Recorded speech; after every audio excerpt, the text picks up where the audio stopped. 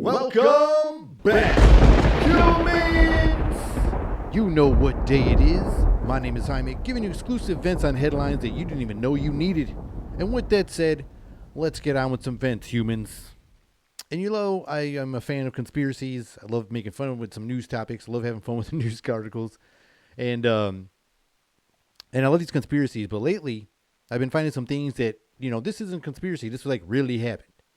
The story of an ex-FBI informant. I mean, I got to the story. I couldn't let it go. Ended up finding a video interview of him on YouTube. And the individual goes by the name of Dethard Perry. And I guess his made up alias name when he was like a FBI informant was Ed Riggs, you know.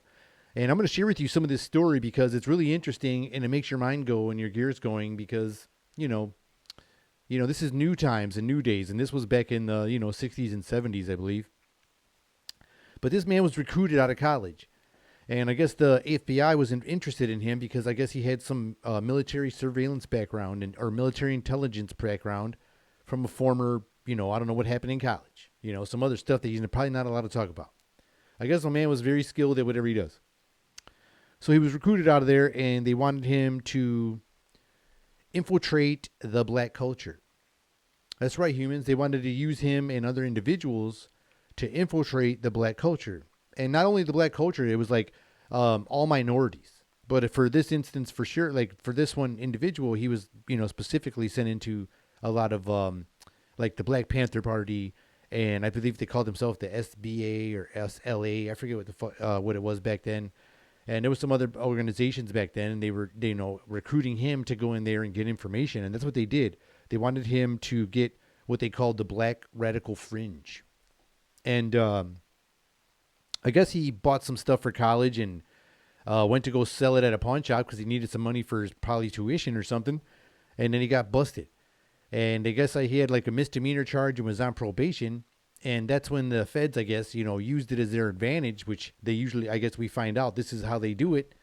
And they went up to him and told him, flipped his probation on him. And they knew his psychological background was like super like claustrophobic, didn't like to be shut in places and things like that. So they used jail against him, told him, oh, no, your probation was different. You're supposed to go there every week and you haven't been there once. There's a warrant for your arrest. And they were like, or you can come work for us. And just like that, he became an FBI informant. And so they used him for all kinds of things. He used camera surveillance. Electronic techniques is what he called it. But that's what they used for like wiretapping and what he called, what was that machine called? I think I wrote it down. A parabolic reflector. Which is basically like a microphone with like a satellite dish on it. And you could aim it from over like 200 to 500 yards away, and you could hear it like in through windows and some walls, and basically pick up with like conversations and shit from over 200 and to 500 yards away.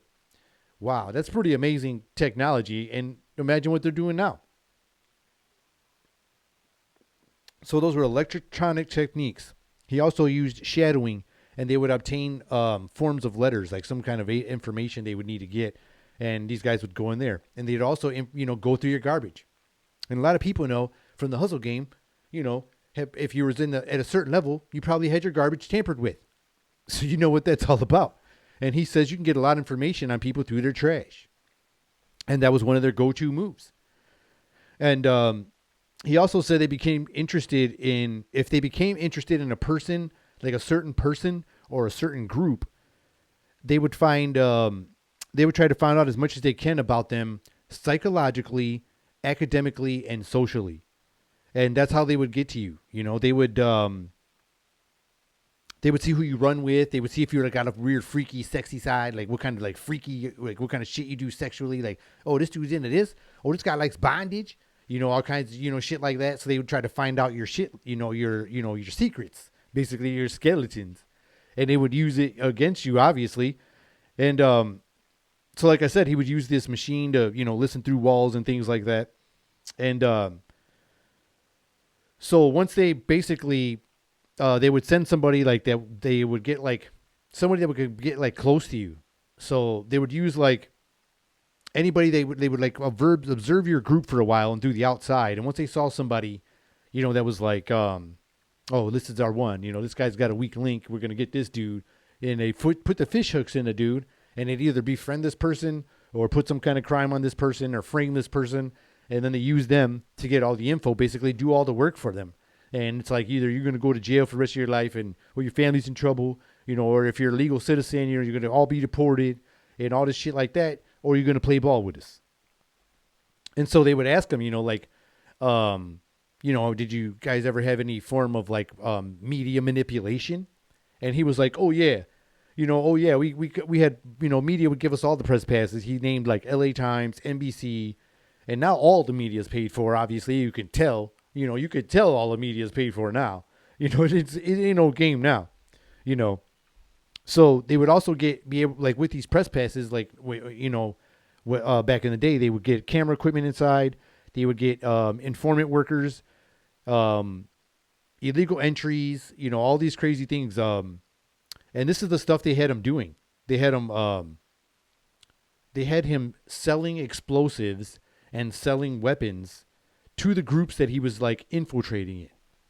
And one of the groups that he was in, I guess for a really short time, because they found out that there was like all kinds of undercover cops in that area inside the group already. So they was like, man, we better just wait because something else is going to go down. He infiltrated the Black Panther Party and a couple other big groups. And, so yeah, he was literally selling like guns and explosives to these people, and all these other different groups out here. And their main targets, they said their main targets were large concentrations of immigrants. And that's what like their targets were. Like it didn't matter if he was just black, white, or whatever. It was like large Asians, Latin community, like myself, or black, or maybe radicalists of some sort. Like wherever they were, that's the way they would, target you in the groups that way. So after they would get, they were this crazy ass story I heard him tell, just to show you how shady it could be. This business could be, once you feel like you're above the law, working for the law. Whether you feel like you're doing some justice, I don't know, man, because he said he's seen more felons inside the federal system than he did out in the prisons. Like these guys were doing some crazy ass shit behind the scenes that was more crazier than what these people were locked up for. Whoa. Okay, just whoa. And one of the crazy stories, like I said, I got to share this. He claims that they wanted him to sell the guns to this group. They're like, well, why don't you sell the guns to these guys? And he's like, well, how do I get these guys some guns? What do I do? Can I just go to a sporting goods store and just, get some guns? And they're like, no, we ain't going to do it that way. That'd be crazy obvious. So what we're going to do is we're going to, stage an event to where you guys can go into this military base, go into the armory and get all the guns you guys need for these criminals that we're trying to investigate and get cases on. He's like, what? Okay, well, I'll tell them that there's going to be one guard. You got to leave one guard there and we'll set this up and blah, blah, blah. So there's like some parade going on. The government sets it all up. He says they show up and there's no guard there. That's right, humans. They show up on a military base with civilians. Like they go in and walk in. Nobody says anything just because there's nobody there. And they thought there was going to be one guard. So he said, man, this is going to look bad. I told these guys something. This is going to look suspicious. So they go in there and there's not one dude says, man, don't do this, look suspicious. So they go in there and grab all these weapons and get the hell out of there. Like untouched, unscathed. And I guess the feds, the FBI set it all up so he could do it. Like I said, they'll use groups to get close to you like Donnie Brasco style. And, wow, that's all I could say, man. And they even said that they set up one of the Black Panther. I think he was one of the leaders. And they said that they wrongfully accused this guy or framed him for some murder or something like that. And he went to prison wrongfully accused and for a long time and shit like that. I don't know if it's true, but this was one of the stories that the guy said. And it was really interesting in these interviews. And So like he said, one of the main jobs he was supposed to do was to infiltrate the black culture. And he said that it was mostly like a lot of white agents in this thing, but they knew more about the black culture than he did. He said they were naming records that he never heard of. They were telling him about all kinds of stuff, like all kinds of African history. And he was like tripping out, like, man, what the hell? Where you go to school or whatever, you know? So they said they made studies on the magazines that black people were reading, the music that they would listen to, the type of dancing that they liked, all the dancing styles, the theater, what they watched at the theater, actors, comedians, and all of it, like everything that you can think of their culture. And they said they would even have video and study videos of like cultural events and crazy things like that. And they said, once you learn, this was his quote. He said, once you learn their culture, you can use it against them. And they said that, they brought it up. They're like, wow, that's pretty crazy that you would say some things like that. And he said, well, J. Edgar Hoover created this agency that only answered to J. Edgar Hoover. And I was like, whoa. I had to sit back for a second. I was like, then you sit back and I got a little goosebumps, when he said that, because that's one of those, pushing those power type things, And they say that nobody will call out the Bureau because they do the same thing to those guys. Like they have all the back information and like all the dirt and skeletons on those guys that are in charge. So that way they can do whatever they want. And I guess they have unlimited funding. So they would never probably run out of money. And they said if they ever did cut out their funding, that these guys make so much money on like on the back end of things that they would survive full funding for over 5 or 6 years. And that was back in the 80s. So now they probably have full funding to just keep running, because that's what brings me up to like now, how they said they would use the culture against them, and against us minorities and things like that. That's really wild to think about, because back when I was younger and Tupac was alive and Biggie was alive, then you see all these crazy movies, like back in the day,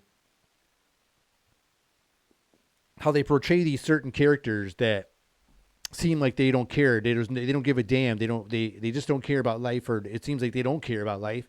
And they're just like nonstop adrenaline, pedal to the metal, F the world, everything. Almost like Tupac's Bishop character, maybe Scarface's character. Once they hit a certain level, they're just like, fuck everything, it's everything. So people were saying back in the day that there were some entertainers out there that were undercover agents. Like these rumors were going out back in the day when I was younger, back in the 90s and like early 2000s. And they were saying things like, it's always those crazy ones in all the undercover movies as well. Like when you got an undercover agent, when you see these movies, they always end up seeming like acting like they're way more above the law, like or don't care about the law than the actual gangsters they're infiltrating, because they got to make it believable. And if they're not getting in trouble for it, then they're an agent. But it's just wild when you think about it, because people were actually saying, rappers in this industry that we are in today are informants. And you hear people saying like, a lot of things like, could this be true? And it's wild if it is true. This would be some, that'd be another one of those curtains or veils that need to come down, like yesterday, because wow, that'd be another, so then it makes you want to look at some, let's say it is happening now. These artists are like these agents now, this is next level shit, because this was back in the 80s. So now I think their infiltration game and their corruption game is like way more advanced, because we got the technology now, and, we got all kinds of crazy stuff going on. And I just think it's like way worse today. If I were to look at it today and say, this can't have, he even said it was still going on when he was out of the game. And he said it was already getting way more advanced. Our technology is insane.